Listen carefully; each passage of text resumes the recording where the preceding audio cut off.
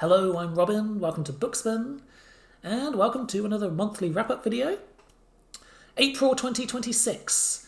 So, I'm going to start things off with a book haul, because I've picked up some rather interesting books in the last couple of months. And the first thing that I'd like to show you is this gorgeous hardback, Anti-State, by Alan Stroud. This is a new release, very kindly sent to me by Flame Tree Press, and I think you'll agree this is quite a stunning cover. Nice shiny artwork there with blue edges. So this is the latest novel set within the Fractal universe. I've previously read the last 3 Fractal novels, the Fractal trilogy, and I did enjoy all of those books, especially the first one, Fearless. It's very intense, hard SF, space opera. This particular novel, I believe, is actually a standalone set after the events of the trilogy. I don't know much else about it, but I do look forward to reading it, and this is a very nice looking book, so I appreciate that. I've also picked up a few vintage paperbacks recently. Most of these I got from Astley Book Farm a few weeks back. The first of these I've actually already shown on this channel in the previous wrap-up video. It's The Coming of the Terrans by Lee Brackett, a classic sci-fi author who I've not read yet, but I am interested in exploring. And I mentioned this book in my last wrap-up video as a possible April read. I put it in a list of books up in a poll on YouTube. It didn't win that poll, so it's going to have to wait. But I do look forward to reading this book at some point. Yes, nice pulpy artwork on the cover. And we've got in a similar manner, we've got another classic sci-fi author who I haven't tried yet, and that is Andre Norton. Daybreak 2250 AD. I think this author was quite prolific, so I don't know if this is one of her better ones or not, but this is a very nice vintage copy in very good condition, and I do like that cover imagery with this post-apocalyptic background and a rather mean-looking cat on this raft here. So that could be interesting. And while I was there in Astley Book Farm, I picked up another Philip Jose Farmer novel. This one's been on my radar for a while. The Unreasoning Mask. And it's in mint condition. This book does sound interesting. It featured in David Pringle's book, Science Fiction, The 100 Best Novels. I do generally enjoy Philip Jose Farmer. And then I've got this anthology here called Dog Tales, edited by Jack Dan and Gardner Dozois. This came out in the late 80s. So it's a collection of dog-themed science fiction and fantasy stories. And one thing which really drew me to this book is it contains Harlan Ellison's classic novella, A Boy and His Dog. But it's got some other good authors in here as well, such as Philip K. Dick, Fritz Leiber, Michael Bishop. So yeah, I look forward to this one as well. Okay, what else have we got? I picked up a couple of modern novellas recently, including Arkady Martin's Rose House, which is a kind of sci-fi mystery novella. This is not an author who I've read before, but this looked quite intriguing, and it's a short read. And in a similar vein, A Short Stay in Hell by Stephen L. Peck, which I've already read and I reviewed on this channel recently. Fascinating concept, really interesting, short, quick read. I can recommend it. And another dog-themed book here, a classic, Sirius by Olaf Stapledon. I think this book came out in the 1940s. So this book's been on my radar for a little while. I've heard good things about it. I think it was on Simon's channel, Science Fiction Retirement Library. He rated this book very highly. I think he ranked it as one of his top reads of 2025. So I do want to read this one. And finally, another book which I've just picked up is Stations of the Tide by Michael Swanwick. This is a Tor Essentials edition, winner of the Nebula Award. Not an author or a novel that I know much about, but this book was picked as a buddy read. So I'm going to read this book as a buddy read with a few other booktubers. But that's not going to happen for a little while yet. I think it's probably going to be in June, early June. So I'll talk about this more nearer the time. But anyway, it does look interesting. All right, so let's move on to the books I read in April. So I'm going to start things off with The Gates of Creation by Philip Jose Farmer. This is the second book in the World of Tears series, which I am making my way through. Book 2 of 7, right? So this is a vintage pulp sci-fi adventure. And this entry in the series sees the main character, Wolf, on a mission to rescue his beloved, who has been abducted and taken to another dimension. And he goes through a series of bizarre challenges through different parallel universes in his quest to rescue her. So it's a classic damsel in distress adventure with some absolutely wild world building. I'll discuss this book some more when I eventually get around to my World of Tears series wrap-up. Anyway, it was a lot of fun to read, and I enjoyed this one slightly more than the first book, I think. It felt like it's got a bit more of a polished narrative. Around the same time as I was reading that book, I also read The Fifth Head of Cerberus by Gene Wolfe, which has got a very different tone. This I read as a buddy read with Brandon from Sci-Fi Brandon and Ira from SF Words of Wonder. And this is a very interesting novel.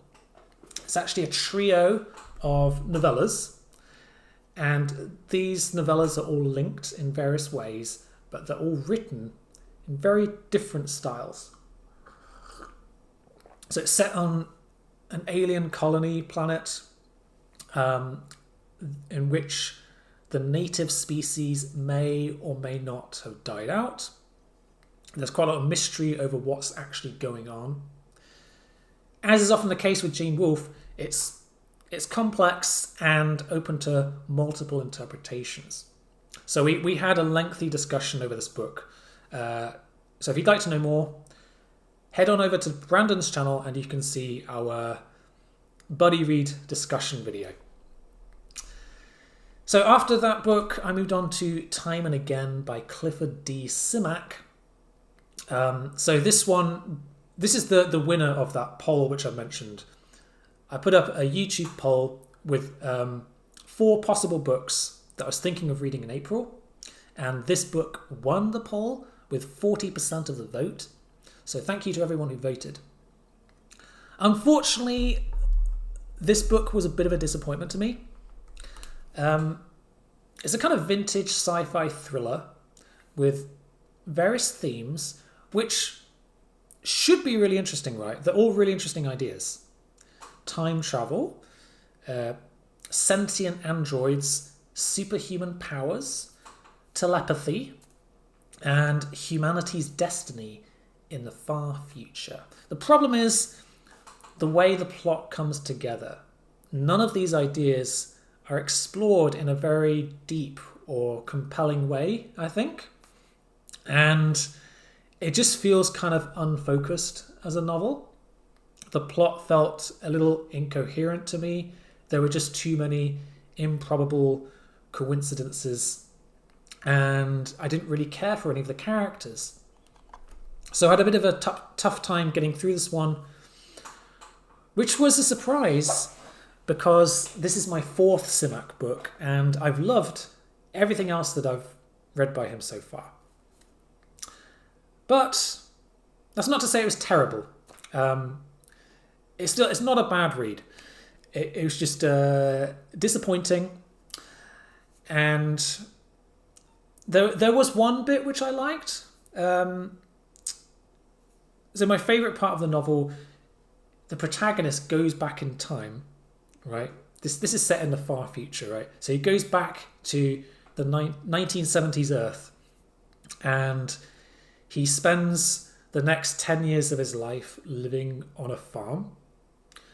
And we get some rather delightful descriptions of country life, which is, of course, what Simak is well known for, his pastoral science fiction. So that was my favourite part of the book. So there were bits of the book which were kind of enjoyable to read, but I just don't think they held together very well as a novel. But, 3 out of 4 Simak books I've loved. So on the whole, I do enjoy his work, and I have plenty more of his books which I intend to read in the future. Okay, and then we have A Short Stay in Hell, which I've already mentioned, which is by Stephen L. Peck. So this was a bit of an impromptu read. I was getting rather bored of Time and Again, so I took a break from reading it and picked up this novella. It's a quick read. It's got a really fascinating hook. It's about a man who descends into hell after he dies, and it's a kind of version of hell which is one vast, endless library. So I've posted a review of this book on my channel, so you can have a look at that video if you'd like to know more. Anyway, I really enjoyed this one. And the other book, which I have just finished, is A Private Cosmos, which is book 3 in Philip Jose Farmer's World of Tears series. Again, we have another action-packed adventure. This one follows a different protagonist to the first 2 books. And this particular protagonist is a kind of trickster figure who was a supporting character in the first book. Again, a fun read, not to be taken too seriously. I didn't quite enjoy it as much as book 2, but it's still a lot of fun. So again, I'll discuss this book more in that future video. I also listened to an audiobook. My April audiobook pick was The Marriage Act by John Mars. So this is a modern dystopian thriller set in a near-future Britain in which the government has enacted a radical new policy called the Sanctity of Marriage Act, which is basically, it actively promotes marriage as the norm for everybody. And the government strongly encourages people to get smart marriages, right? So smart marriages are a new type of marriage that entitles you to benefits such as nicer homes, better healthcare, access to better schools for your children, that kind of thing. The condition is you have to get this AI device installed in your home called an Audite, and this thing randomly records your conversations to make sure that your relationship with your husband or your wife stays healthy. If it senses a problem, a government counsellor will be sent to your home to help solve the issue. And if things get really bad, it will recommend a mandatory divorce.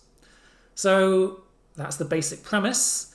Seems a little bit far-fetched, a little bit improbable to me, but once you suspend your disbelief, it's actually a really compelling thriller. So this idea it starts off as a kind of strange authoritarian policy, but it gradually becomes increasingly dark and disturbing as we see the effects that it has on ordinary people, right? To the point where it destroys people's lives. So it's quite Black Mirror-esque in its style. We've got short chapters alternating between different people who all get caught up in various different ways, and they're all very well developed, believable characters. So it's a very character focused story, and I can definitely recommend the audiobook, which is a multicast production, very compelling. So I enjoyed it. Now let's move on to my reading plans for May. So the first book that I'm going to read, which I've just started, is Cloud Atlas by David Mitchell. And I'm actually reading this as a buddy read with Bart from Bart's Bookspace.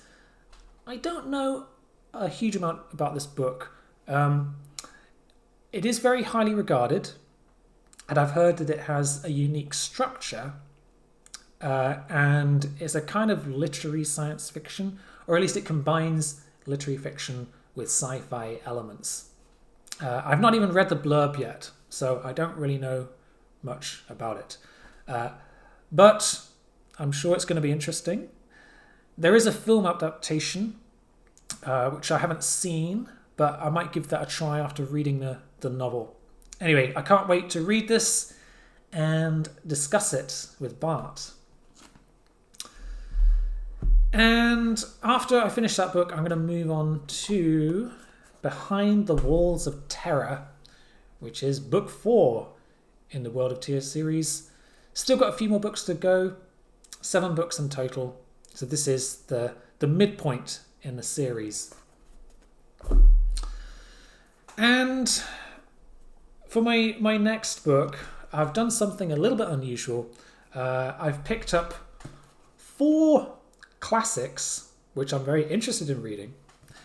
And I'm going to do a kind of experiment where I get my cat Whisker to decide which one I'm going to read. This is based on... Well, I'm basically copying this idea from Simon, from Science Fiction Retirement Library. He did something very similar. So anyway, these are the 4 books which I am considering. These are all well-known classics, which I haven't read yet. Make Room by Harry Harrison. Flowers for Algernon by Daniel Keyes. The Man in the High Castle by Philip K. Dick. And The Stars My Destination by Alfred Bester. So, these are all things which I'm very excited to read. So what I'm going to do is I'm going to put these 4 books out on the floor. I'm going to put a cat treat in front of each book, and then I'm going to place my cat Whisker in front of these books, and whichever treat he eats first will indicate the book that I'll read.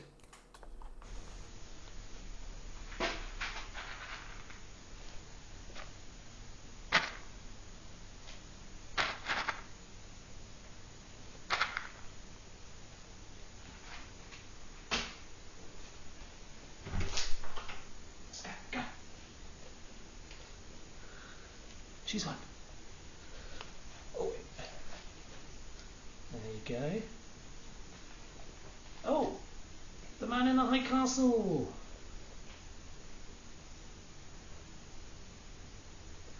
Still on here. So, it's been decided, with Whisker's help, that The Man in the High Castle by Philip K. Dick is going onto my May reading plan. I'm looking forward to this one. This is, of course, a classic alternate history science fiction novel from the 1960s. It won the Hugo Award. I've only read a couple of PKD novels so far, but they were both 5-star reads for me. So I do have high hopes for this one. In addition, I may listen to another audiobook this month. I say may because I'm having a bit of a problem with my Audible subscription at the minute, which I hope to resolve. But assuming I get that resolved, my audiobook pick for this month will be Lost Protocol by Paul McAuley. Never read Paul McAuley before. He is a well-established SF author and biologist, and this book is his latest release, came out earlier this year. I saw Paul McAuley a few weeks ago at EasterCon. He was in a panel discussion about climate fiction, and that is how I learned about this book. Sounded really interesting. I don't have a physical copy, so I thought this might be a good choice for my next Audible pick. So let's see. Hopefully I can listen to it. We'll see how it goes. Anyway, that about does it for today. Thank you very much for watching. Just one more thing before I go. I've just created a Bluesky account. I don't know how much I'm going to use it. I'm just experimenting with it a bit at the moment, but I'm going to use it as perhaps another platform for posting bookish stuff every now and then. So if you're interested, I'll post the link in the video description for this video. It's also in my YouTube channel description page. Thank you for watching, and I'll see you again soon.